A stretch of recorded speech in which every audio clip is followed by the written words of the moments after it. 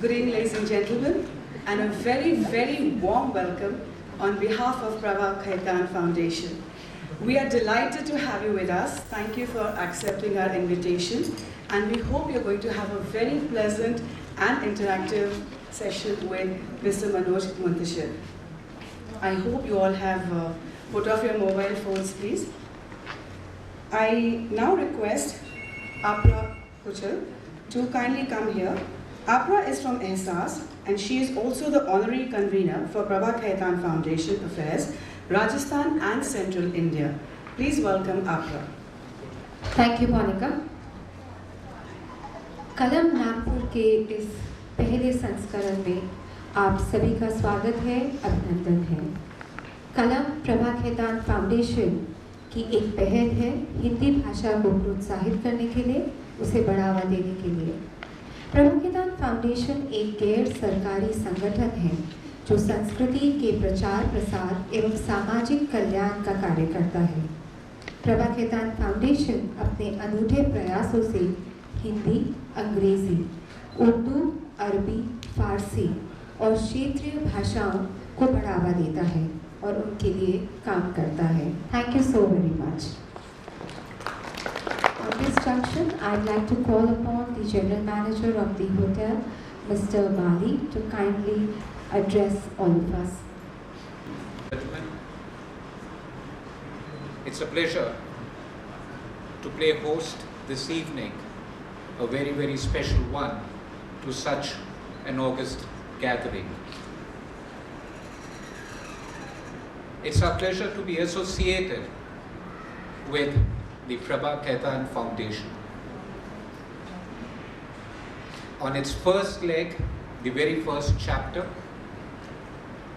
we partnering with in promoting the Hindi language, the Hindi literature. In particular, we are proud to have with us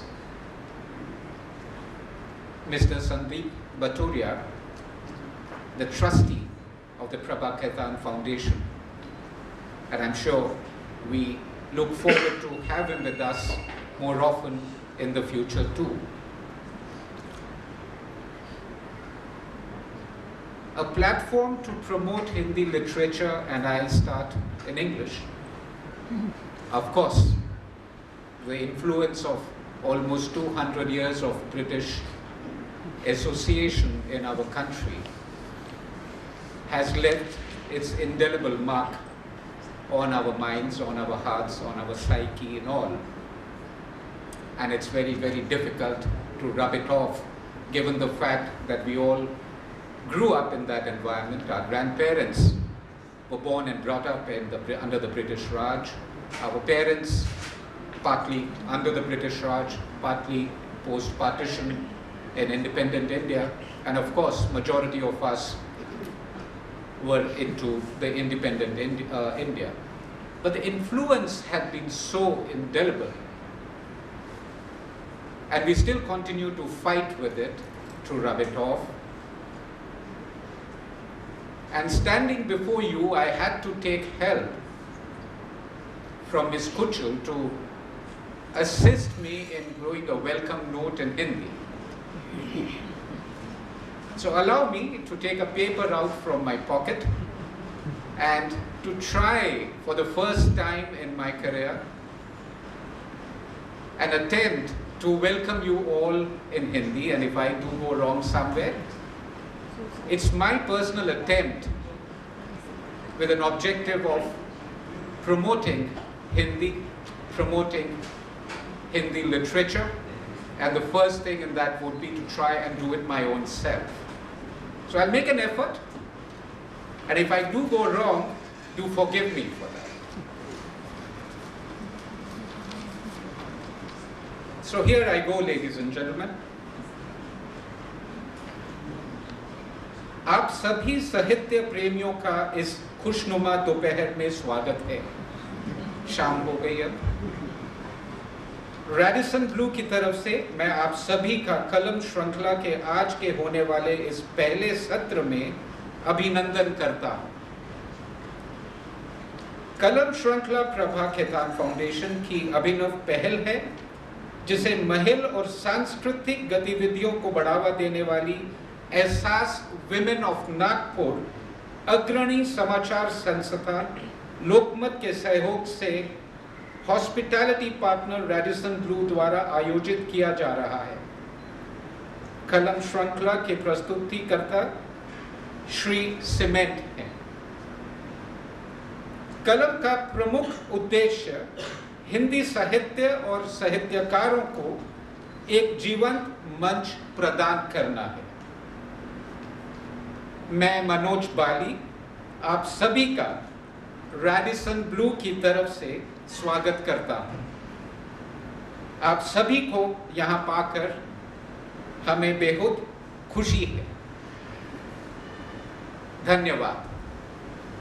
I think I did a reasonably good job, and I stand before you committed to do more as far as my personal involvement in promoting this beautiful language is, and I'm guilty for not having done so far. That's how I feel today. So I'll give it my best from here, and I hope collectively together we are able to do lots more in promoting our beautiful language, our beautiful literature, our wonderful culture. Thank you, ladies and gentlemen. Once again, it's a pleasure to have you amidst us. Thank you very much.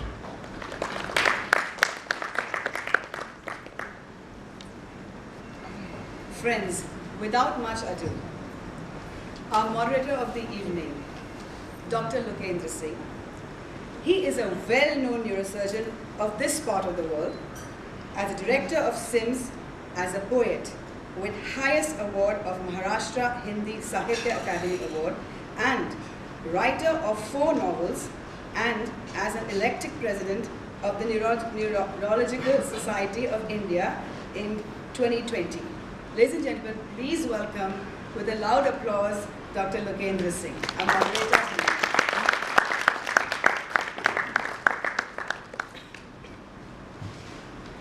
Mr. Manoj Munchir needs no introduction.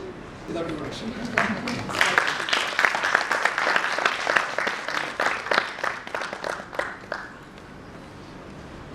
Good evening, Nagpur. When I met Manoj, I asked him, should I call you Manoj Ji, Manoj Muntashir Sahab, Manoj? He said, this all looks very fancy. Lokendra. Lokendra जी। देखिए, खैर आप मेरे ये जो सफ़ेद होते बालों हैं, जो बाल हैं शायद उनको लेके बोल रहे हैं, मैं स्वीकार कर लेता हूँ। कुछ लाइनें मैंने इनसे मिलने के बाद लिखी। तुम इस कदर मुंतशिर हवाओं में, मुंतशिर इनका तखल्लुस है, नाम है, पेन नेम है। शायद आप में से बहुतों को मालूम है या नहीं, मुंतशिर का मतलब होता है बिखरा हुआ। And such a composite person, such A eloquent man, इतना बंधा हुआ इंसान अपने आप को मुंतशिर कहता है, उसके पीछे क्या भावना होगी वो जवाब आपको देना पड़ेगा। ये आप क्या इससे प्रदर्शित करना चाहते हैं। लेकिन मैं पहले मेरी 4 लाइनें बिल्कुल, मैं बेकरार हूँ सुनने की। जी जनाब। तुम इस कदर मुंतशिर हवाओं में कि तुम्हारी खुशबू है फ़िज़ाओं में, गीत तुम्हारे नगमात देते हैं वो सुकून, जो असर फ़कत दिखता है दुआओं में। ये जो गीत है, ये जो संगीत है, संगीत डिवाइन होता है, अंदर से पवित्र करता है। और उसमें आपका एक बड़ा हिस्सा, एक योगदान आपका भी इसमें रहा है। तो आप यहाँ से मुझे बताना शुरू करें सब लोगों को कि मुंतशिर के माने क्या हुए, आपने मुंतशिर क्यों रखा। मुंतशिर का मतलब आपने बिल्कुल बाकायदा बता दिया, स्कैटर्ड, बिखरा हुआ। अभी अपनी नज़र है कि आप उसे कांच की तरह टूट के बिखरा हुआ माने या खुशबू की तरह बिखरा हुआ मान लें, रोशनी की तरह बिखरा हुआ मान लें। बहुत खूबसूरत है मनोज जी। लगता है कि मुंतशिर होना कोई छोटी बात नहीं है, बहुत बड़ी बात है मुंतशिर होना है। उसके लिए बड़ा जिगरा लगता है, बड़ी पर्सनैलिटी लगती है, कद्दावर पर्सनैलिटी लगती है आप जैसी। टूट जाने में, बिखर जाने में माहिर होना। क्या बात है। टूट जाने में, बिखर जाने में माहिर होना इतना आसान नहीं है दोस्त, मुंतशिर होना। बहुत बहुत खूब, बहुत खूब। बहरहाल आपके बारे में काफ़ी कुछ तो हम आपकी AVI के अंदर देख चुके हैं, और मुझे ये भी मालूम है कि आप बड़े ही ग्रामीण अंचल से निकल के, जिसे बोलते हैं फर्श से अर्श का सफ़र, आपने किया है। आप गौरीगंज से निकले, फुटपाथ से होते हुए, और आप एक ऐसे जीवन में हैं अभी जहां आपके पास वो सब है जो एक इंसान चाहता है। नाम है, काम है, दाम है, इज्जत है, सब कुछ है। हेलो, आवाज़ तो आ रही है? मैं ये जानना चाहता हूँ इस सफ़र के बारे में थोड़ा सा, बहुत ज़्यादा नहीं लेकिन हल्का सा बताएं, कृपया बताएं ज़रा, थोड़ा सा, बहुत छोटे। देखिए, मुझे लगता है कि मेरे बारे में, अब मेरा माइक चल रहा है नहीं चल रहा? नहीं चल रहा, चला तो मेरी आवाज़ बंद मत करो। हेलो, आप लोग सुन सकते हैं ना? छोटा सा मजमा है, खैर बड़ा फैमिलियर से लोग हैं तो मेरी आवाज़ पहुंच ही जाएगी। फर्स्ट ऑफ ऑल मैं बहुत खुश हूँ इस बात से कि आज एक इतना काबिल शख्स मेरे सामने बैठ के मेरे बारे में बात कर रहा है। So that's an honour doctor साहब। और डरा हुआ भी बहुत हूँ क्योंकि अंडर द नाइफ हूँ आज मैं। और आपके तो बाकी जो पेशेंट्स हैं वो अंडर द नाइफ तब जाते हैं जब एनेस्थीसिया में होते हैं। मैं तो जीता जागता होशो हवास में अंडर द नाइफ हूँ, तो मेरी मुश्किल का अंदाज़ा आप लोग लगा सकते हैं। मैं अपने बारे में एक दो लाइनों में बात कह के ख़त्म करूँगा कि एक छोटे से गाँव से आया, गौरीगंज, जहाँ की सैटेलाइट टेलीविज़न अब आया है। तो वो हमें अमेठी और गौरीगंज सुनने में अक्सर बड़ा लगता है, पर जो असलियत है वो ये है कि काफ़ी तरक्की की रफ्तार बहुत धीमी रही है। मेरे पिताजी पुरोहित हुआ करते थे। 6 महीने वो खेती किसानी करते, और बाकी जो 6 महीने होते जब खेती का सीज़न नहीं रहता तो वो एक झोला टांग के बगल में और उसमें 2-4 किताबें वगैरह रख के और लोगों की शादियाँ करवाते, उनके यहाँ पूजा पाठ करवाते, और इस तरह से हमारी आजीविका चलती थी। सो बहुत हम्बल बिगिनिंग्स थी, लेकिन बहुत अच्छी बिगिनिंग्स थी, क्योंकि मुझे लगता है कि जब आपके पास कुछ ना हो तो आपके पास खोने को भी कुछ नहीं होता। So I had nothing to lose, absolutely nothing. पापा मम्मी चाहते थे कि मैं उस तरफ बैठूं, डॉक्टर बनूं। बहुत सपना था, लेकिन सपना उनका पूरा नहीं हुआ। और मुझे बहुत पहले से ही पता नहीं कब एक हमेशा बिलीव करता था मैं एक चीज़ में, और मैं दिल से ये बात बिलीव करता हूँ कि हर किसी के अंदर एक सुपर पावर ज़रूर होता है, बस देर इस बात की है कि आप उसको डिस्कवर कर लें। तो आप स्पाइडरमैन की तरह मकड़ी के जाले निकाल सकते हैं, सुपरमैन की तरह हवा में उड़ सकते हैं, शक्तिमान की तरह बिल्डिंगें गिरा सकते हैं, कुछ ना कुछ तो आप कर सकते हैं। वो क्या है आपको सुपर पावर, इसकी तलाश करें आप। तो ये तलाश मेरी बहुत शुरुआती दौर में पता नहीं कब ऐसा एक इल्हाम सा हो गया कि मैं अपनी बात कह सकता हूँ, इतना सही पावर है मेरे पास।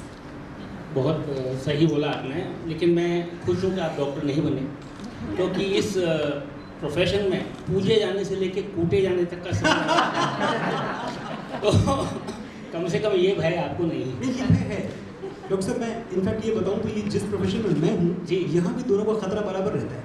मुझे याद है जब डॉक्टर इब्राहिम मासूम रज़ा ने महाभारत के डायलॉग्स लिखे, तो एक ये असली सचमुच का वाक़या है।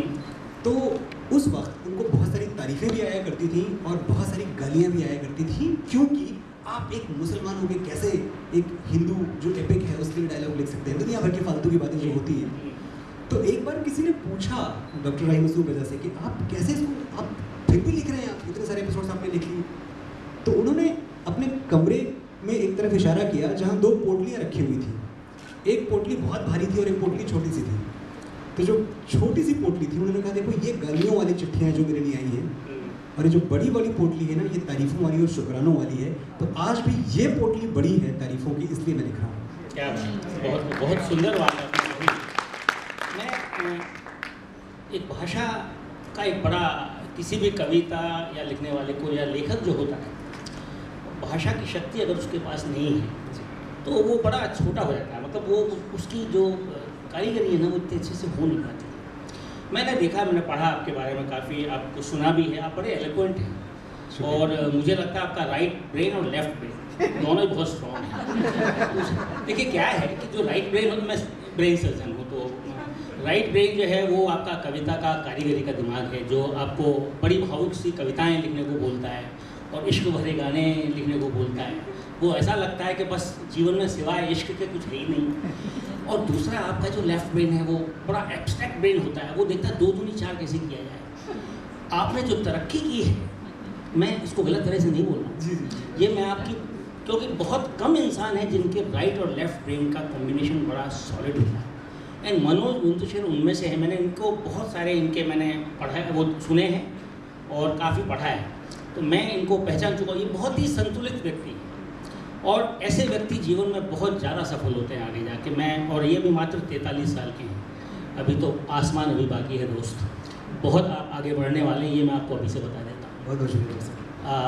अब आप बताएं कि आपको उर्दू के बारे में कैसे आपको इतना शौक लगा? आप पंडित आदमी हैं, आपने वो दोहे नहीं बोले, आपने संस्कृत के श्लोक नहीं बोले, आप एकदम उस पर पहुँच गए उर्दू पे, भला ये कैसे हुआ? देखिए, पहली बात तो ये कि जो राइट और लेफ्ट ब्रेन के बारे में आपने बात कही वो मुझे आज बहुत फ्लैटरिंग लगी, बड़ी अच्छी लगी। मुझे मेरी बीवी कुछ और कहती है, वो हमेशा मुझे देखती है और कहती है, मनोज, इंसान में 2 ब्रेन्स होते हैं, राइट और left. In your left brain nothing is right and in your right brain nothing is left. तो मैं बहुत खुश हूँ कि अब मैं कम से कम जाके बोलूँगा कि हिंदुस्तान के इतने बड़े न्यूरो सर्जन ने ये कहा है कि मैं बैलेंस्ड आदमी हूँ। ये बहुत बहुत शुक्रिया, आपने मेरी घर में मेरी इज्जत बना दी है। बेहतर होगा आपके बोलने से मान ले खोल के तो मैं दिखा। और जहाँ तक सवाल ये है कि उर्दू की तरफ कैसे आ गया, तो मुझे लगता है कि हम हिंदुस्तानी उर्दू की तरफ तो आए ही हुए, हम उर्दू से परे गए कब? ये अलग बात है कि मेरी परवरिश ऐसी थी कि मैं जब सुबह मेरी आँख खुलती थी तो बगल के कमरे में पापा रुद्राष्टक का पाठ कर रहे होते थे। नमामि शमीशान निर्माण रूपम विभुम व्यापकम ब्रह्मवेद स्वरूपम अजम निर्गुणम निर्विकल्पम निरीहम चिदाकारम आकाशवासम भजेहम। खैर, तो मुझे 7-8 साल का होते होते काफ़ी हद तक मुझे ऋग्वेद की ऋचाएँ तक याद थी और मुझे रुद्राष्टक भी पूरा याद था, बहुत कुछ याद था और बड़ी इज्जत भी है उन चीज़ों की। इत्तेफाक ऐसा हुआ कि एक जो कंपोजिट और कॉस्मोपॉलिटन कल्चर है हमारे छोटे कस्बों का, मुंबई का नहीं, मुंबई की तो तारीफ कर की जाती है, पर जो हिंदुस्तान के छोटे छोटे कस्बे हैं, असली हिंदुस्तान तो वहाँ है ना। तो मैं जिस घर में रहा करता था, मेरे बगल में 2 कदम दूर पे मस्जिद हुआ करती थी और मैं अजानें भी सुनता था और मैं मिलाद जो होता था मैं उनको भी सुनता था, मैं नादिया मुशारे भी सुनता था।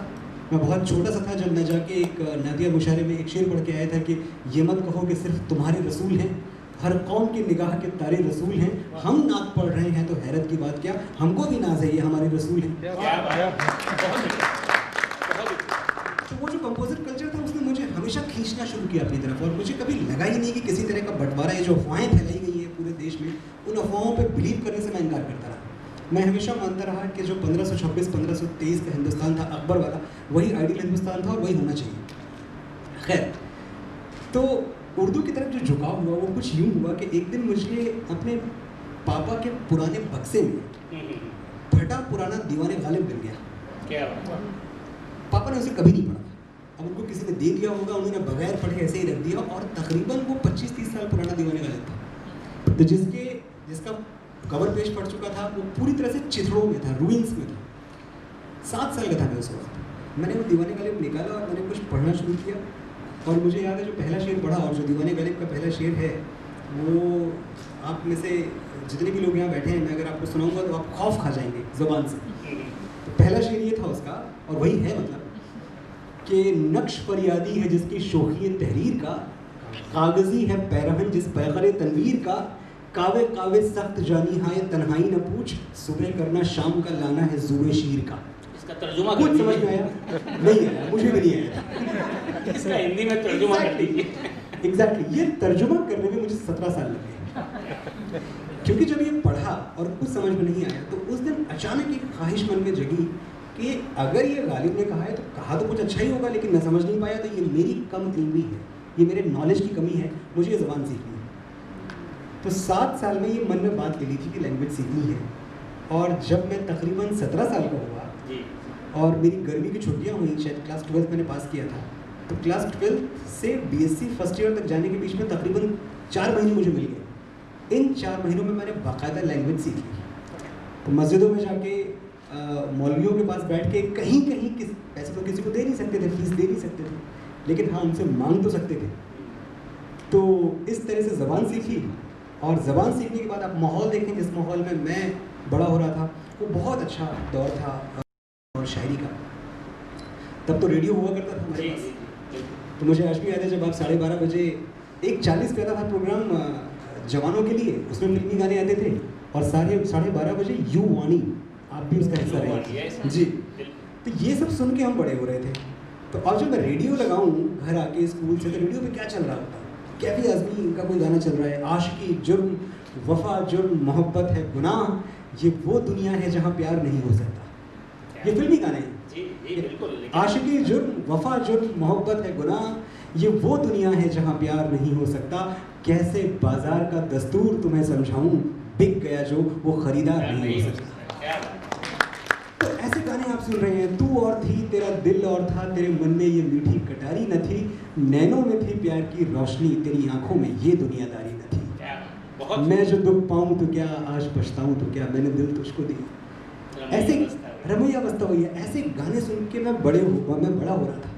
मैं खुशनसीब था कि उस वक्त फिल्मों का वो दौर था और इस तरह के गाने थे। मैं कभी नहीं भूल पाता। एक बार खाली चीज़ें आपके कान से गुजरती हैं और ज़िंदगी भर के लिए आपके दिलो दिमाग पर नक्श हो जाती हैं। मुझे आज भी याद है, मैंने पापा से पूछा था कि ये जो 4 लाइनें इनका मतलब क्या है। साहिर का एक गाना मैं सुन रहा था कि तुम्हें भी कोई उलझन रोकती है पेश कदमी से, मुझे भी लोग कहते हैं कि ये जलवे पराए हैं। कि तुम्हें भी, हम ब्रेकअप की बात करते हैं, इतना खूबसूरत ब्रेकअप आप बताएं। तो उस ज़माने में साहिर सोचते थे कि तुम्हें भी कोई उलझन रोकती है पेश कदमी से, मुझे भी लोग कहते हैं कि ये जलवे पराए हैं। मेरे हमराह भी रुसवाइयाँ हैं मेरे माजी की, तुम्हारे साथ भी गुजरी हुई रातों के साए हैं। चलो एक बार फिर से अजनबी बन जाए। मैं ये दौर था। मैं हमेशा यही सोच रहा था कि मनोज जी को आखिर कविता का कीड़ा कहाँ से काटा उसने। मैं समझ गया दीवाने गाली में छुपा कोई कीड़ा था जिसने चंपक ने काट लिया। देखिए गालिब का विट और सिर्फ उनकी पोइट्री नहीं, बहुत कमाल की चीज़ है कि अगर आप कभी गालिब को स्टडी करें तो आप पाएंगे कि उतना विटी इंसान इस धरती पे पैदा नहीं हुआ। ऐसे कमाल के वाक़यात हैं उनसे किसी ने। दिल्ली की उर्दू और दक्कन की उर्दू और लखनऊ की उर्दू, ये तीनों अलग अलग तरह की ज़बानें होती हैं। तो 3 स्कूल्स हैं और रहेंगे शुरू से। तो गालिब से किसी ने पूछा ये बताइए कि जूता सही है या जूती? ये दिल्ली वाले जूती बोलते हैं, लखनऊ वाले जूता बोलते हैं, तो सही क्या है? तो गालिब ने बोला देखो भैया, अगर जोर से पढ़े तो जूता तो जूती। So that is Ghalib for you. तो मुझे लगता है कि मैं ही नहीं, जाने अनजाने इस दौर का हर शायर, इस दौर का हर पोएट गालिब के सर पे रखी हुई कश कुलाह से लेके उनके पाँव में पहने हुए जूते की नोक पे जो धूल का आखिरी कण है उससे भी इंस्पायर्ड है लोग, और मैं भी इंस्पायर्ड हूँ। एक बहुत से लोगों को मालूम नहीं था, वो तो अपन ने बता दिया कि आप मुंतशिर हुए, और मैंने ये भी पढ़ा कि आपने कहीं रेडियो पे सुना मुंतशिर शब्द। हाँ। और आप आशना हो गए इस शब्द से। जी बिल्कुल। और आपने अपना लिया उसको। बिल्कुल। तो बड़ा उस समय आपको मालूम था कि मुंतशिर का अर्थ क्या है? हाँ, क्योंकि ये वही दौर था जब मैं उर्दू पढ़ रहा था, सीख रहा था। ओके। तो ये एक आपने बात निकाली तो मैं बता दूं कि ये 97 का दौर था। दिसंबर की सर्दियाँ थी। मेरा छोटा सा कस्बा जो 7 बजे सो जाया करता था, तो उस कस्बे में आवारागर्दी करते हुए 7 बजे मैं निकला हूँ 7:30 के आसपास, और चाय ढूंढ रहा हूँ कि कहीं कोई टपरी खुली हुई मिल जाए जहाँ कोई 1 कप चाय पिला दे। और एक बबलू की चाय की दुकान खुली हुई थी। पहुँचे, हमने बोला बबलू चाय बनाओ। अब बबलू चाय बना रहे हैं और बगल में रेडियो पे एक मुशायरा चल रहा है। तो आदत के मुताबिक हमने कहा थोड़ा भाई वॉल्यूम बढ़ा दो। वॉल्यूम बढ़ाया और जो पहला शेर मेरे कान से गुजरा वो ये था कि मुंतशिर हम हैं तो रुखसार पे शबनम क्यों है। मतलब अगर मैं टूटा बिखरा हुआ हूँ तो तुम्हारी आंखों में आंसू क्यों है। मुंतशिर हम हैं तो रुखसार पे शबनम क्यों है, आईने टूटते रहते हैं तुम्हें गम क्यों है। बहुत सुंदर। तो ये जो एक लफ्ज़ था मुंतशिर, ये मैंने अपने नाम के साथ लगा के देखा। तब मैं मनोज शुक्ला हुआ करता था, तो मैंने गाया मनोज मुंतशिर, बड़ा सही लग रहा है, फोनेटिकली बड़ा ब्रिलियंट साउंड कर रहा है। वजन आ गई बात में, नाम में वजन आ गया, तो चलो आज से यही नाम। और ये जुल्म मेरे पापा पे हुआ, पंडित जी ने। तो ये उनकी मतलब उनका दर्द तो आप उन्हीं से पूछे। उस वक्त हमारे छोटे से घर का रेनोवेशन चल रहा था, तो मैंने पापा से परमिशन ली। मैंने कहा पापा तो ये नेम प्लेट वगैरह टूट रही है पुरानी, तो इस पर नई लगनी ही है, तो मैं भी अपना नाम लिखवा दूँ। तो पापा ने कहा हाँ बेटा लिखवा दो, कोई बात नहीं। और मैंने नाम लिखवा दिया। एक दिन सुबह सुबह वो दातुन करते हुए बाहर निकले, अचानक नेम प्लेट पर उनकी नज़र गई और लगे चिल्लाने, अरे ये रामफेर ने गलत नाम लिख दिया, क्या लिख दिया है, किसका, अरे मनु इसको चेंज कराओ। मैंने कहा क्या लिखा है पापा। मैंने देखा, मैंने कहा पापा अरे ये क्या मुंतशिर, कौन तुम्हारा नाम नहीं लिखा, किसी और का लिख दिया। मैंने कहा मुझसे मिलिए, मैं हूँ मनोज मुंतशिर।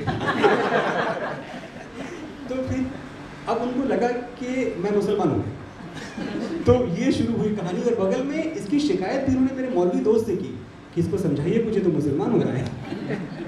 खैर, इतने भोले भाले लोग थे, इतने प्यारे लोग थे कि जो हिंदुस्तान की कौमी यकजहती है, जो उसका एक फैब्रिक है मिला जुला सा, मैं बार बार अपने गांव लौटता हूँ और मैं बार बार देखता हूँ कि आज भी वहाँ किसी तरह का बंटवारा नहीं है।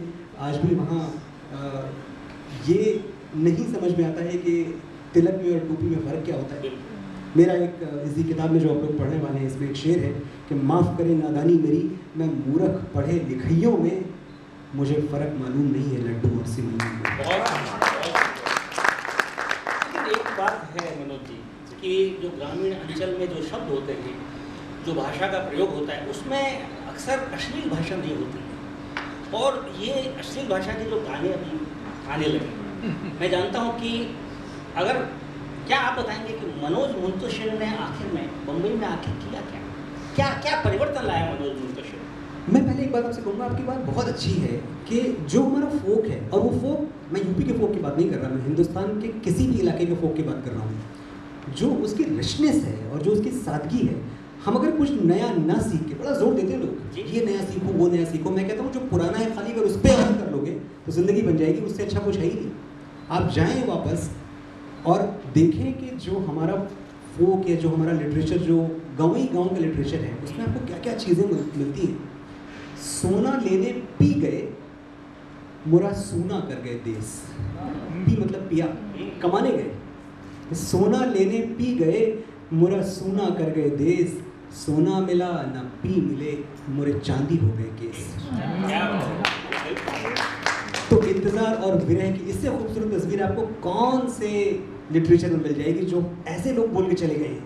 कौन जली ये बावरी उठ उठ बैठी रोए, कौन जली ये बावरी उठ उठ बैठी रोए, चिता तलक आशा रही पिया मिलेंगे मोहे। तो ये हमारा फोक है, ये हमारा गांव का लिटरेचर है। मैं समझता हूँ कि मनोज मुंतशिर और मनोज मुंतशिर जैसे करोड़ों आएंगे और जाएंगे और इसका एक हिस्सा लिख नहीं पाएंगे कभी। मनोज मुंतशिर का जो इतिहास में एक अमिट जो एक छाप छोड़ी हुई है, मैं वो जानना चाहता हूँ कि बॉलीवुड के अंदर जब आप आए उस समय माहौल क्या था और किस कदर मनोज मुंतशिर ने वहाँ के जो गीत संगीत का जो माहौल बदला है, जो काफ़ी परिवर्तन आया। डॉक्टर साहब, इसमें एक ही चीज़ हुई कि अब इसे आप इत्तेफाक कह लें कि मैं जिस दौर में आया और मैं जिस दौर में गाने लिख रहा था, मैं 2013 या 14 की बात करूँ अगर, तो 2014 का दौर वो था जब लोगों के लिए शायरी का मतलब था आज दिन है सानी सानी और ब्लू है पानी पानी। तो इसको लोग पोइट्री समझते थे, स्पेशली जो हमारी नई जनरेशन है उनको लगता था कि लुंगी डांस ये पोइट्री हो गई। मुझे एतराज़ था इस बात पे कि पोइट्री तो वो थी जो हमारे बड़े करके गए थे, लेकिन बोलने से तो कुछ होता नहीं है, तो लिख के दिखाना पड़ेगा।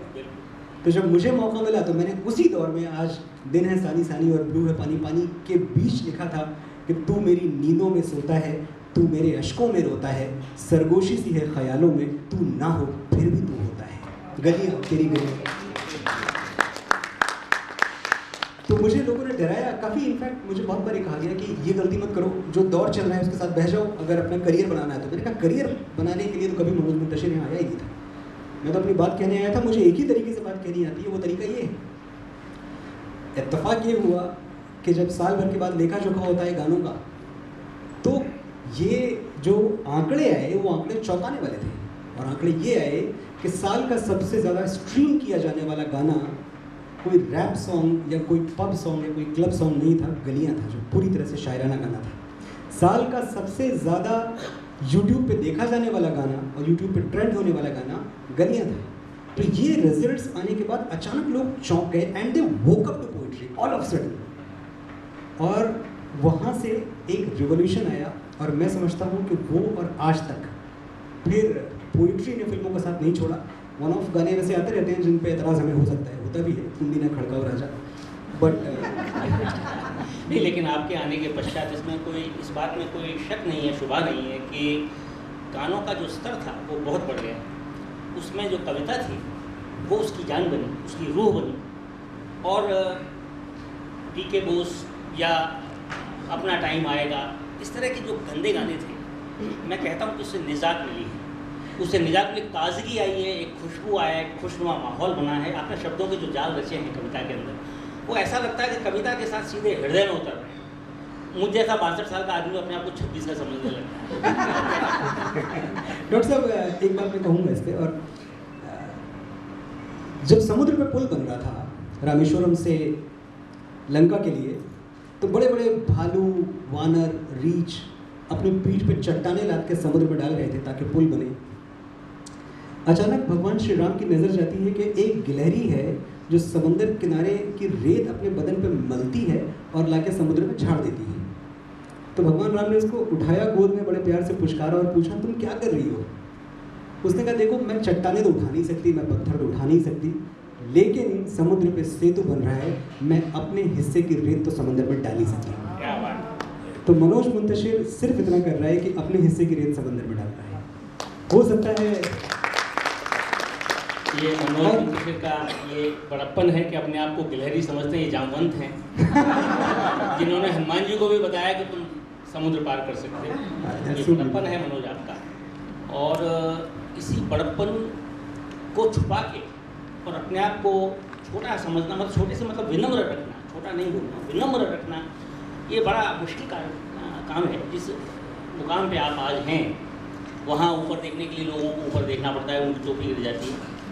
तो आपने वो स्तर पर रह के भी ये विनम्रता बनाए रखी है, ये बहुत बड़ा सगुण है आपके। बहुत बहुत शुक्रिया ये नोटिस करने के लिए। लेकिन मैं एक बात कहूँगा कि मैं ये बात शायद बहुत पहले समझ चुका था कि ये बहुत आनी जानी चीज़ है, ये आज है और कल नहीं है।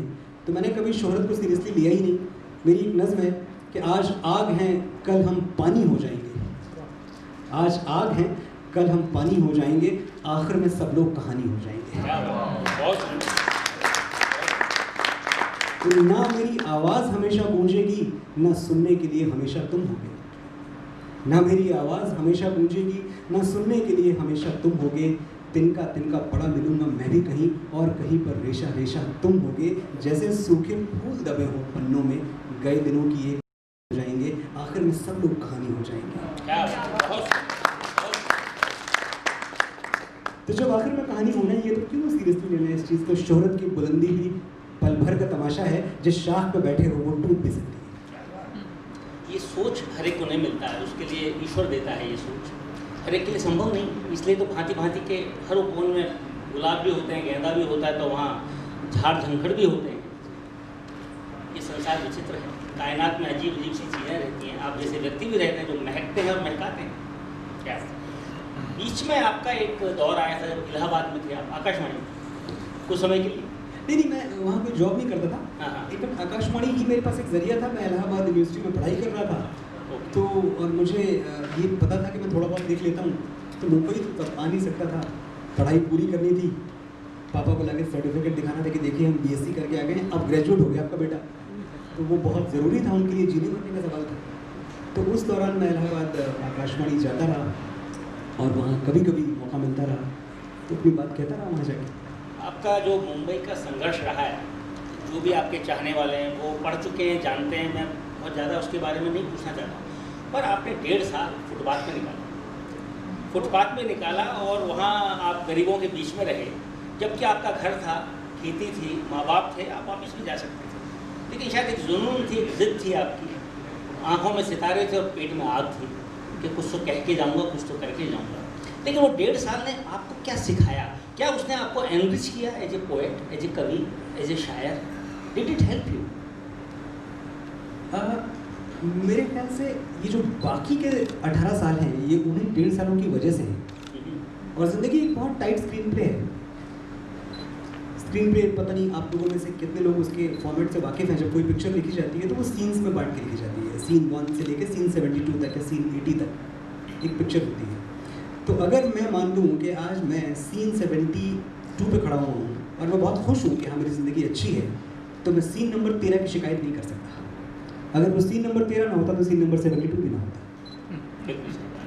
और जहाँ तक सवाल यहाँ आके और लौटने का है, तो मैं जब आया था तो अपने आप से कह के आया था कि कश्तियाँ हमने जला दी हैं भरोसे पे तेरे, कश्तियाँ हमने जला दी हैं भरोसे पे तेरे, अब यहाँ से नहीं हम लौट के जाने वाले। क्या बात, ये जज्बा है। और मुंबई बहुत फेयर शहर है। मुंबई से ज़्यादा फेयर इंडस्ट्री और फिल्म इंडस्ट्री से ज़्यादा फेयर इंडस्ट्री दुनिया में कहीं नहीं मिली। क्या जहाँ के बड़े बड़े सुपरस्टार्स के बच्चे भी नाकाम हो जाते हैं, और मेरे जैसा एक मामूली आदमी जिसको शायद कोई नहीं जानता था, वो भी थोड़ा बहुत अपने लिए जगह बना लेता है। ये फेयरनेस जो है, आज इतना सारा हमें अंडर द स्कैनर लाया जाता है और नेपोटिज्म क्या क्या बातें की जाती हैं। मैं हमेशा समझता हूँ ये बात कि ये सारी बहस एक तरफ और मुंबई के फेयरनेस, मुंबई के जज्बा और टैलेंट को सलाम करने की जो मुंबई की नीयत है वो एक तरफ। मैं आपसे पूर्णतः सहमत हूँ, क्योंकि सोने को जब तक कसौटी पे कसा ना जाए और घिसा नहीं जाए, उसकी चमक आती नहीं है और ये मालूम नहीं पड़ता ये सोना है कि कोई ऐसे ही और मेटल है। तो अगर आप में सोना है और आप घिसे जाएंगे मुंबई या संघर्ष के अंदर, तो अगर आप सोना है तो आप चमक के बाहर आते हैं, और शायद यही आपके साथ हुआ। मैं एक आपने जो दिन देखे और आप उस एक मकाम पे पहुंचे हैं बड़े अच्छे, क्या आपके मन में ऐसा आता है कि मैं भी किसी, और आपको कई लोगों ने मदद की है, यहाँ तक अपन बिना किसी मदद के अपन पहुँच नहीं पाते, क्या आपका ऐसा कुछ जज्बा है कि मैं भी किसी के लिए कुछ ऐसा करूँ? क्या वक्त पे आपने सवाल पूछा है। पिछले हफ्ते मेरी कंपनी लॉन्च हुई, मनोज मुंतशिर एंटरटेनमेंट। वाह। और मुझे बहुत गर्व के साथ, जिस तरह से मैं अपने गानों की बात कभी कभी करता हूँ कि हाँ मेरे गाने पूरी दुनिया में गूंज रहे हैं, उससे भी ज़्यादा फख्र से मैं ये बात कहता हूँ कि मनोज मुंतशिर एंटरटेनमेंट का जो पहला गाना था, वो हमने एकदम अननोन सिंगर, जो बिहार का एक छोटे से किसी गाँव से निकल के मेरे पास आया था लड़का, और ऐसे ही मुझे मिल गया, उसको लॉन्च किया टी सीरीज से। गाने का नाम है तेरा शहर, और 5 दिनों में गाना तकरीबन 1 करोड़ 10 लाख की गिनती क्रॉस कर चुका है।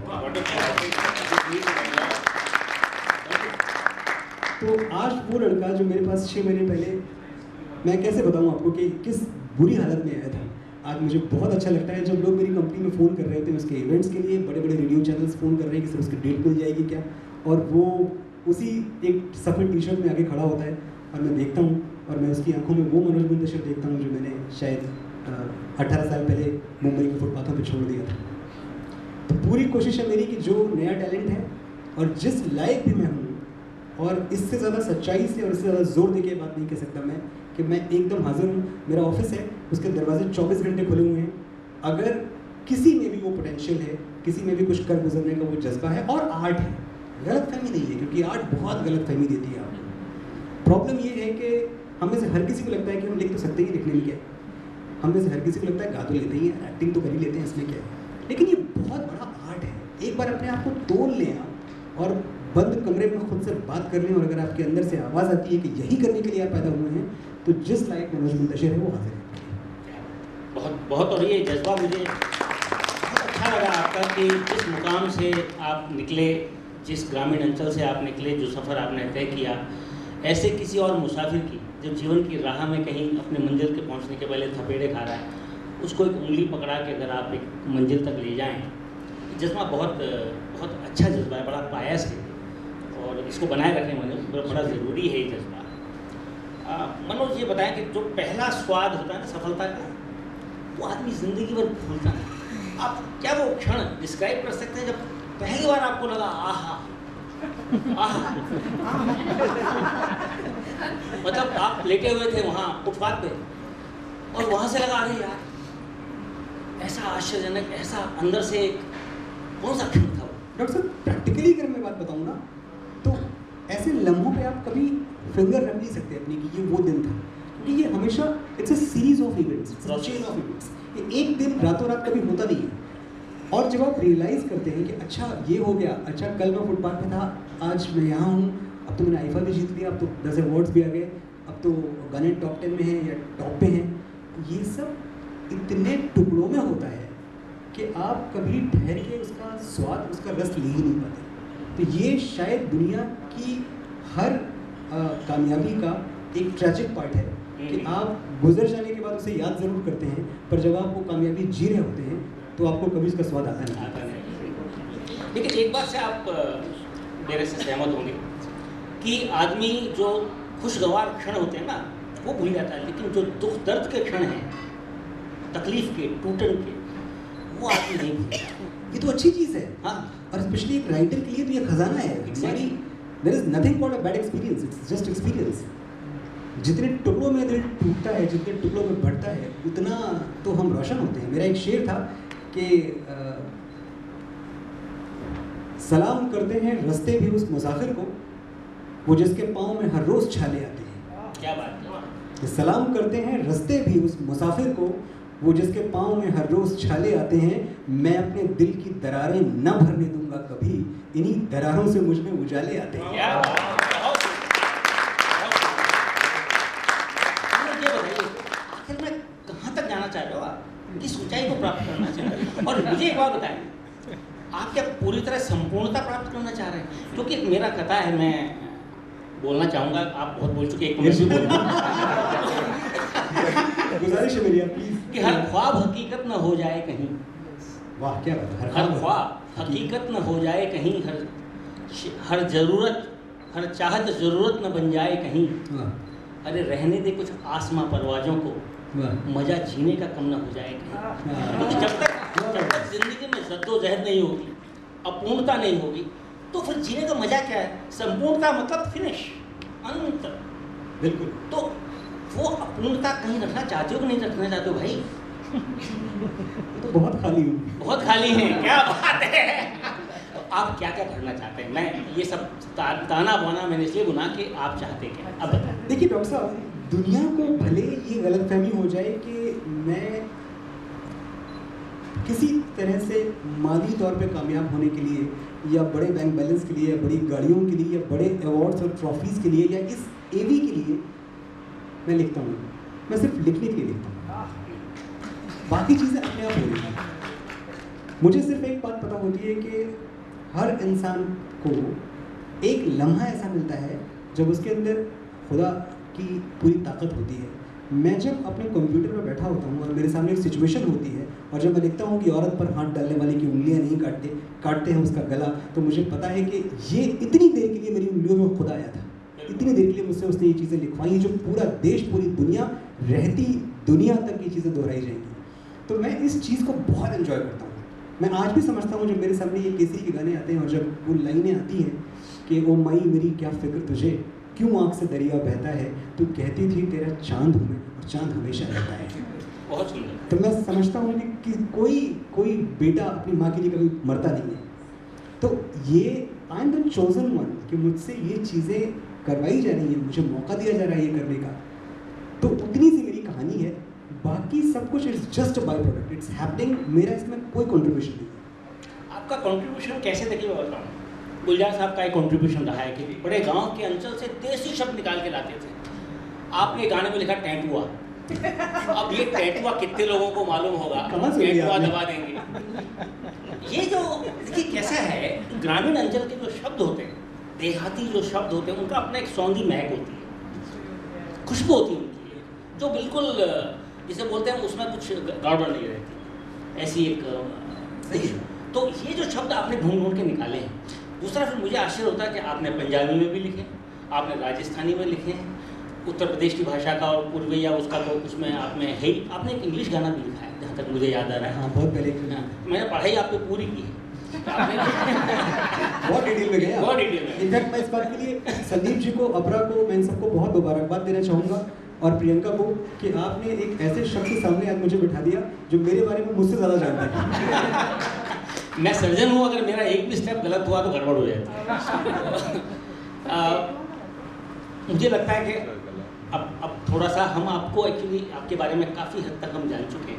मुझे लगता है अपरा में वो दिखाने वाली है, वो अभी दिखाई नहीं कार्ड आपने, दिखा दे। तो कुछ कविता, कुछ आपका आपके मुंह से। देखिए जब वो लोग गाते हैं वो तो भिन्न बात हुई। जो दूसरा मैंने बात नहीं की, मेरी फितरत है मस्ताना, उसमें वो हैं जो, हालांकि आप बोलते हैं कि मेरे हृदय से आता है, पर मैं आपको बता चुका हूँ कि हृदय जो है वो राइट साइड का ब्रेन है। हृदय तो पंप पे खाली, अच्छा कोई कार्डियोलॉजिस्ट बैठा नहीं तो गड़बड़ करेगा। राइट साइड का जो ब्रेन है वही हृदय है। लेकिन फितरत है मस्ताना में टोटली आपका फ्लो है, क्योंकि उसमें आपको कोई बंधन नहीं है कि ये धुन है, ये सिचुएशन है, भैया हीरोइन अभी गड़बड़ करेगी तो तू यहाँ रोक लेना, यहाँ तेरे को ऐसा बनाना, ऐसा कुछ भी नहीं है। तो फितरत है मस्ताना के बारे में एक दो लाइन फिर आपसे हम कुछ सुनना चाहेंगे। देखिए पहली बात तो मैं ये बता दूं कि ये एक बड़ा डेडली कॉम्बिनेशन है कि एक डॉक्टर जिसके लिए दिल की परिभाषा कुछ और होती है, और एक शायर जिसके लिए दिल एकदम ही अलग मायने रखता है, दोनों एक साथ बैठ के बात कर रहे हैं। तो ये अपने आप एक दुर्लभ दृश्य है। अब कहता है, मेडिकल साइंस ये कहता है कि भाई दिल का साइज लगभग 12 सेंटीमीटर होता है, और शायर ये कहता है कि यार 12 सेंटीमीटर होता है तो दुनिया भर का दर्द इस दिल में फिट कैसे होता है। अब साइंस ही कहता है कि दिल में हड्डी नहीं होती, और शायर ये कहता है कि अच्छा दिल में हड्डी नहीं होती तो टूटता कैसे है।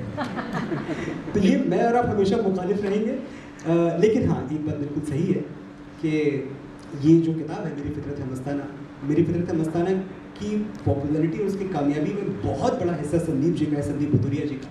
उन्होंने ये किताब पिक की, कहाँ है संदीप जी? मैं एक बार, हाँ उधर बैठे हुए हैं।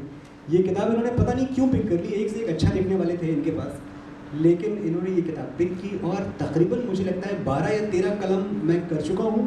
देश के कोने कोने में मुझे ले जाते हैं, मेरी किताब के बारे में बातें करवाते हैं, और फिर मुझे मेरी पब्लिशर वाणी वो मुझे फ़ोन करते हैं, कहते हैं बिक बहुत रही है किताब। It is one of the best sellers, I must tell you all people here. In fact, it was on Amazon best selling list पे नंबर 1 में थी 26 घंटे के अंदर रिलीज होने के, विदिन 26 आवर्स। और ये मनोज मुंतशिर का जादू है। ये इस चीज़ का जादू है कि जब राइटर नीचे उतर के ऑडियंस से बात करता है तो मेरी फितरत है मस्ताना लिखता है। हमेशा एक हादसा ये हुआ है लिखने वालों के साथ कि हमने अपना कद बना लिया है कि हम तो वहीं से बात करेंगे, आप समझे ना समझे हमें फ़र्क नहीं पड़ता, हम तो ऐसे ही बात करते हैं। मेरे साथ हमेशा से ये रहा है कि मुझे बड़ी इज्जत रही है सुनने वालों की, जिस दिन ये सुनने वाले नहीं होंगे उस दिन मैं क्या और किसी के हाथ में कलम है उसकी वैल्यू कितनी है। तो मैं चाहता था कि हमेशा समझ में आऊँ, आपको समझ में आऊँ।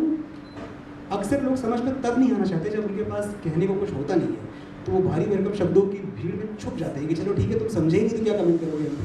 मैं कहता हूँ पूरी तरह आप मुझे समझें, और जो भी अच्छा बुरा है मेरे मुंह पे मुझे बता के जाएंगे तुमने बहुत ख़राब लिखा है। तो बहुत ख़राब कहने वालों की भी मैं उतनी इज्जत करता हूँ जितनी कि उनकी जो मेरी किताब, उसकी पोटली बहुत छोटी है जी। अच्छा बोलने वालों की पोटली बहुत बड़ी है मियां।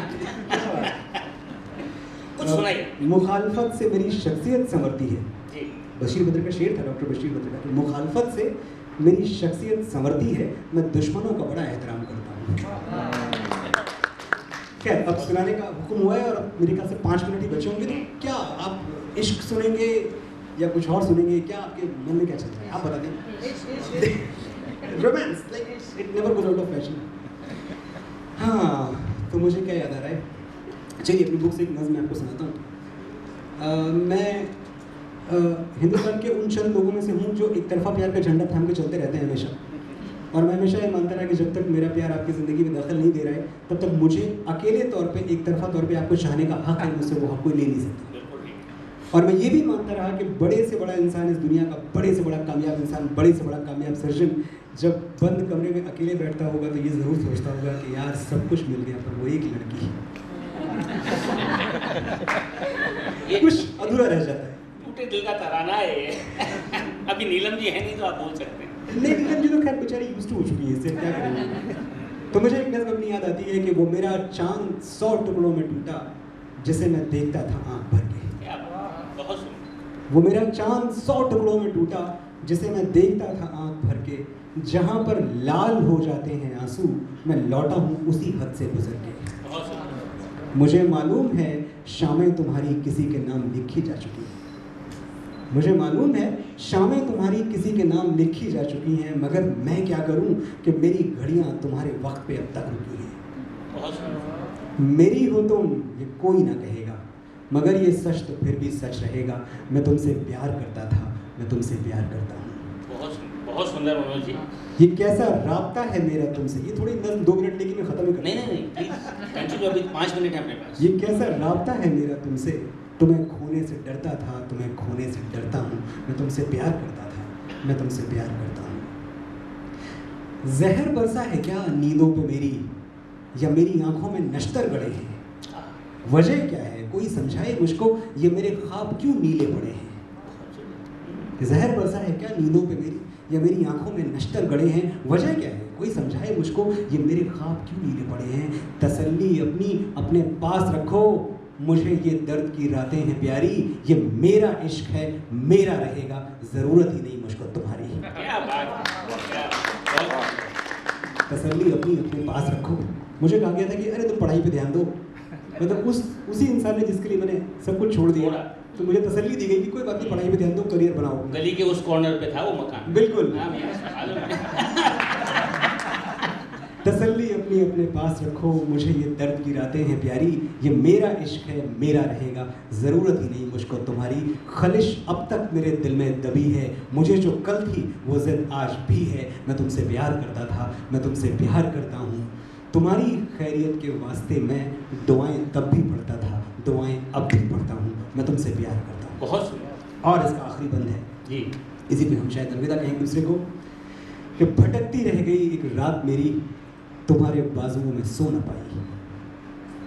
क्या भटकती रह गई एक रात मेरी, तुम्हारे बाजुओं में सो न पाई, बहुत कुछ होता है दुनिया में लेकिन यही एक चीज़ थी जो हो न पाई। यही अपूर्णता ने आपको इस मुकाम पे पहुंचाया जी। I can make out.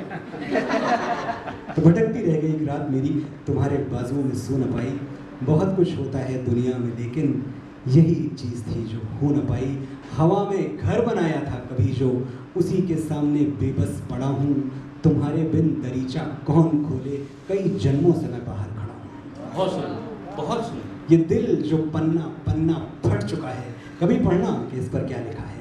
मैं तुमसे प्यार करता था, मैं तुमसे प्यार करता हूँ, जो जीते जी न मेरा नाम लेंगे, उन्हीं होठों पे मरता था, उन्हीं होठों पे मरता हूँ, कि तुमसे प्यार करता हूँ। शुक्रिया। बहुत सुंदर। आपने बोला कि इसके बाद अपन अलविदा हो जाएंगे। एक छोटा सा किस्सा बताता हूँ कि एक आदमी भाग रहा था, उसके पीछे दूसरा भाग रहा था। तो किसी ने पूछा, भाई तुम उसके पीछे भाग क्यों रहे हो? तो बोला वो अपनी कविता मुझे सुना गया, मेरी सुन नहीं रहा है। अब डॉक्टर साहब की कविता सुनिए। नहीं, ये कविता मैंने आपके लिए लिखी है। अब मैं वक्त जाया नहीं करूँगा किसी कविता के लिए। मेरी खुशकिस्मती। नहीं, मैं आपके लिए लिखी है, मैं वो आपको सुनाना चाहता हूँ। पहली बात तो मैं इसके पहले की विदा लें, मैं आपको इस संतरा नगरी, बाघ नगरी, देश के हृदय स्थल के समस्त लोगों के तरफ से मैं आपको बहुत बहुत आपका शुक्रगुजार हूँ कि आप यहाँ आए, आप हमसे मुखातिब हुए, अपने अपने विचार हम लोगों से शेयर किए, बांटे। और आप जैसे शख्सियत, आप बहुत एलोक्वेंट हो, कई बार डर ये लगता है कि कौन किसका इंटरव्यू ले रहा है। You are very eloquent person, I must appreciate that. ये 4 लाइनें मैंने शुरू किया था पहले वाला कि हो इस कदर मुंतशिर फिजाओं में, उसी से मैं एक कुंडलिया छंद की तरफ से दोबारा इसी से शुरू कर रहा हूँ। हाँ, हो इस कदर मुंतशिर फिजाओं में कि ज़माना महकने लगे। क्या बात? हो इस कदर मुंतशिर फिजाओं में कि ज़माना महकने लगे, बहे शेरो सुखन की मैं का वो चश्मा कि दुनिया बहकने लगे। हो इंसानियत हर एक हर्फ में रवां तेरे, हो इंसानियत हर एक हर्फ में रवां, दे हर मिसरा जीने का पैगाम, यूं तमाम कायनात में गूंजे नगमे तेरे कि परिंदा परिंदा चहकने लगे। क्या बात? परिंदा परिंदा चहकने लगे। बहुत खुशी हुई, बड़ा मज़ा आया मनोज जी आपसे बात करके। डॉक्टर साहब मैं 1 मिनट और लूँगा, आपने मुझे पता नहीं कहाँ आप भेज दिया आपने। जब किसी इंसान की तारीफ़ की जाती है तो मैं समझता हूँ ये बहुत बड़ा हुनर है कि किसी के बारे में वाकई शाइस्तगी से बात कह दी जाए। मुझे याद आता है और मैं चाहता हूँ कि 2 मिनट मुझे अलाउ किया जाए और मैं आपको ले चलूँ 1973 की एक फ़िल्म की तरफ, हीर रांझा की तरफ। आप में से पता नहीं कितनों ने वो देखी होगी फिल्म। एक मैं भूलता नहीं कभी, उसमें एक सीन था उस फिल्म में जब रांझा हीर को पहली बार देखता है और उसको देखते ही अपने होशो हवास खो देता है। तो अपनी उसकी सहेली रहती है हीर की, तो रांझा उससे कहता है कि ज़रा मेरी जान पहचान करवा दो, मेरा संदेशा पहुंचा दो अपनी सहेली तक। तो सहेली कहती है हीर की, ठीक है लेकिन मैं क्या कहूँ जाके हीर से। रांझा जो कहता है, मैं समझता हूँ कि दुनिया की तारीफ में किसी लड़की की ऐसी तारीफ न कभी की गई होगी, न कभी की जाएगी। मैं चाहता हूँ आप सुने हो कैफी आज़मी साहब के शब्दों में, वो डायलॉग्स हैं पर कितने पोइटिक है। रांझा कहता है कि उससे कहना कि वो मेरा एक ख्वाब है, उससे कहना कि वो मेरा एक ख्वाब है जो चमकता है दिल में वो आफ्ताब है, उससे कहना कि गेहूं के खेतों का रंग तिलमिलाती हुई तितलियों की उमंग, उससे कहना कि गेहूं के खेतों का रंग तिलमिलाती हुई तितलियों की उमंग, उससे कहना कि झूलों की अंगड़ाइयाँ और उड़ते दुपट्टों की शहनाइयाँ, उससे कहना कि झरनों का चंचल शबाब, घाट की ताजगी आबरूए चनाब, उससे कहना कि चक्की के पाटों का राग, लड़खड़ाती जवानी मचलता सुहाग, उससे कहना कि दुल्हन के होठों की प्यास, पहले बोसे की गर्म और ठंडी मिठास, इतनी रंगीनियों को जो यकजा किया हीर कुदरत ने तब तुझको पैदा किया। अंदाजे बयां बड़ा कातिल है और मैं चाहता हूं कि नीलम जी को वो शक्ति मिले जो लोगों से आपको बचा के रखे, क्योंकि ये जो शख्सियत है ये कमबख्त बड़ी तिलस्मी है और बड़ी खतरनाक है। बचा के रखें अपना हुनर। शुक्रिया, प्यार है आपका। Thank आपको you. प्यार है आपकी। Thank you very much. Thank you.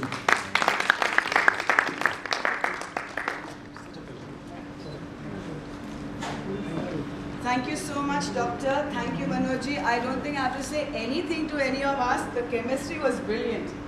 And I think that made the entire session so very much enjoyable. Thank you very much.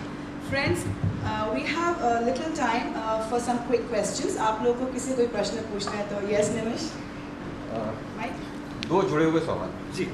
एक तो आप सोचते हिंदी में या उर्दू में और लिखते हिंदी या उर्दू, मतलब ऑफकोर्स एक्चुअली एक ही है, सिर्फ लिपि अलग है, कुछ हद तक के, काफ़ी हद तक के भाषा तो कहीं सेम ही लिपि है, लेकिन आप सोचते हैं किस भाषा में? और हिंदुस्तानी में सोचते हैं आप? मैंने पहले भी इसका जवाब दिया है कि अगर एक कप चाय मांगनी हो तो उसके दो तरीके हैं। अगर मैं बहुत प्रो हिंदी वाला हूँ तो मैं बोलूँगा एक मृतिका पात्र में दुग्ध शर्करा युक्त उष्ण पेय प्रदान किया जाए, चाय मांग रहा हूँ। और अगर मैं बहुत उर्दू वाला हूँ तो मैं बोलूँगा एक लबरेज तपिश प्याला बर्ग बर्तानिया पेश किया जाए। तो मैं चाय मांगता हूँ और मैं चाय सोचता हूँ। That's it. Thank you, very thank you.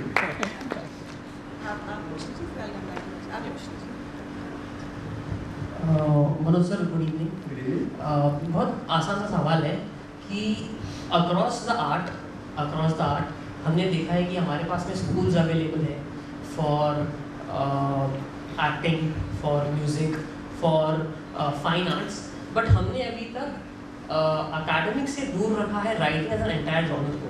हमने उसके अंदर स्कूलिंग नहीं दी, कोई स्कूल्स नहीं है कि जो हमको तैयार कर सके। अगर किसी को पोएट बनना है, किसी को ऑथर बनना है, किसी को लिरिसिस्ट बनना है, कोई स्कूल्स नहीं है इंडिया में आज भी, बल्कि इसके अलावा सारे आर्ट फॉर्म्स के स्कूल्स हैं।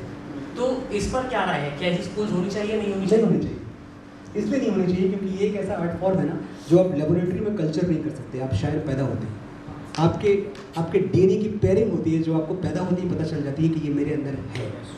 दूसरा कोई रीज़न होना भी नहीं चाहिए। जिस दिन हम लेबोरेटरी में या आप ये कह लें कि किसी इंस्टीट्यूशन में शायर और पोएट तैयार करने लगे, उस दिन शायरी बहुत क्लिनिकल बन के रह जाएगी। इसलिए मैं बहुत खुश हूँ कि इसका कोई स्कूल नहीं है। एक चीज़ है कि द मोमेंट यू रियलाइज़ कि मेरे अंदर ऐसा कुछ है, आपको पढ़ना चाहिए। आपको अपनी ज़िंदगी का 70% हिस्सा पढ़ते हुए गुजारना चाहिए, सिर्फ 10% हिस्सा आप लिखें।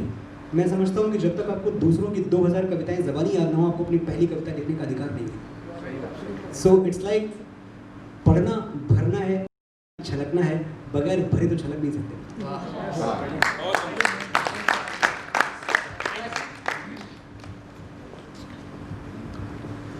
नमस्कार। ऐसा मैंने देखा है पिछले कुछ 30-40 सालों में कि जो फिल्मी गीत या शेर व शायरी है, आज से 30 साल पहले 1960 के दशक में या 70 के दशक में जो शेर व शायरी थी फिल्मों के गानों में, उसमें कुछ अलग तरह के लफ्ज़ इस्तेमाल किए जाते थे, और आज वो लफ्ज़ धीरे धीरे धीरे बदलते जा रहे हैं। अब जैसे कि आप ही की लिखी हुई एक गाने में लफ्ज़ है राबता, फुकरे, एक और आपको उदाहरण दे रहा हूँ। सो इस तरह के लफ्ज़ पहले कभी इस्तेमाल नहीं होते थे, लेकिन आज इस्तेमाल होते हैं। तो ये कहाँ से आते हैं? ये कुछ आपके फोकलोर या कुछ गाँव की भाषा है, या कहाँ से ये शब्द इवॉल्व होकर के आज पोइट्री में आने शुरू हो गए? देखिए, भाषा ठहरा हुआ समंदर नहीं है, भाषा बहती हुई नदी है। तो इसमें सब शामिल होता जाता है। एक जिंदा चीज़ है, जीती जागती चीज़ है। और मैं समझता हूँ दो ही चीज़ें दुनिया में नहीं बदलती हैं, एक है चट्टानें और दूसरी है लाशें। बाकी जो जिंदा है वो बदलेगा। तो भाषा बहुत जिंदा चीज़ है, और इसके लिए हमें बहुत अच्छा लगना चाहिए कि हमारी भाषा आज नए सिरे पे जा रही है। हमारी भाषा को नए एवेन्यूज़ मिल रहे हैं, नए एंगल्स मिल रहे हैं। जब तक हम पूरी शराफत और सादगी और सलाहियत के साथ भाषा को बरतते हैं, तब तक बहुत अच्छी चीज़ है कि नए शब्द आते जाएँ। और एक बात आप और जान लें कि अक्षरों की जो तकदीर है ना, वो पत्थरों की तकदीर जैसी होती है। जैसे पत्थर किसी दहशतगर्द के हाथ में आ जाएं तो घर की खिड़कियां तोड़ देते हैं, और किसी माइकल एंजेलो के हाथ में आ जाएं तो वेटिकन सिटी की कलाकृतियां बन जाती हैं। तो अक्षर भी ऐसे ही है, शब्द भी ऐसे ही है कि किसके हाथ में है, इससे फर्क पड़ता है। बहुत बढ़िया। लेकिन राब्ता शब्द तो मनोज जी उर्दू का प्रॉपर शब्द है, संबंध, राब्ता। जी। ये कोई देहाती शब्द नहीं है राब्ता जो है। पहले कभी इस्तेमाल नहीं हुआ, नहीं, पिछले हाँ, 2-3 साल में अच्छी बात है, बहुत खूबसूरत वर्ड है, वापस आया कोई चीज़। जी, पर आपका सवाल बहुत अच्छा है। Thank you. Hello We have time for one last sir, question. एक बड़ी अच्छी बात भी आपने कही। मेरे को भी एक नागपुर के एक शायर का शेर याद आ गया, हिंदी और उर्दू को लेकर के जो आपने कहा कि हिंदी और उर्दू में फ़र्क सिर्फ है इतना, हिंदी और उर्दू में फ़र्क है सिर्फ इतना, हम देखते हैं ख्वाब, वो देखते हैं सपना। क्या बात है? मेरा क्वेश्चन है, लेकिन मुझे ये याद आ गया तो मैंने बता दिया कि आप बहुत अच्छी उर्दू में और बहुत अच्छा आपका तलफ़्फ़ुज़ भी अच्छा है, नुक्तों का भी बड़ा ध्यान रखते हैं। शुक्रिया। ये कि आपको क्या लगता है कि जो आप गाने लिखते हैं तो तू है पानी पानी और तमाम चीज़ें जैसे आपने बताई, ऐसे वक्त में, ऐसे ज़माने में जो है आपकी शब्द वो सामने वाले को समझ में भी आ रहे हैं और पसंद आ रहे हैं और इतने ठेठ शब्द आप इस्तेमाल करते हैं, तो ये कैसे समझ में आ जाता है उनको? हमने हमेशा ना ऑडियंस को अंडर एस्टिमेट किया है। हमें हमेशा गलती ये हुई है, शायद ये हर दौर के साथ हादसा होता है कि पता नहीं कब हमने ये समझ लिया कि सबसे बड़े अक्लमंद तो हम हैं और जो सुनने वाले हैं इनको कितना पता है। मेरे साथ सिर्फ इतना है कि मैं जानता हूँ आप अक्लमंद हैं, मैं जानता हूँ आपको सब पता है, तो मैं आपके ऊपर वो शब्द, वो विचार फेंकता हूँ और मैं बहुत खुशनसीब हूँ कि आपने कभी वो शब्द मेरे रिजेक्ट नहीं किए, आप लोगों ने अपना लिए।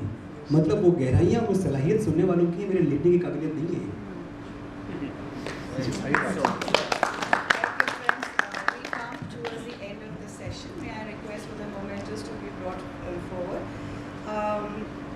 I would request Shri Hemant Lodha, a renowned name in the world of the written word and social activities. A chartered accountant by profession, I request Shri Hemant Lodha ji to please come forth and present the mementos. Thank you, sir.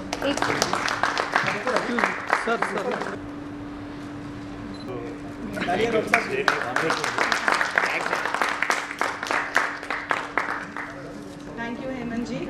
I would now request my colleague from Ehsaas, Jyoti Kapoor, to kindly extend the word of thanks. Good evening, ladies and gentlemen. It's a great privilege and honor for me to raise a formal vote of thanks.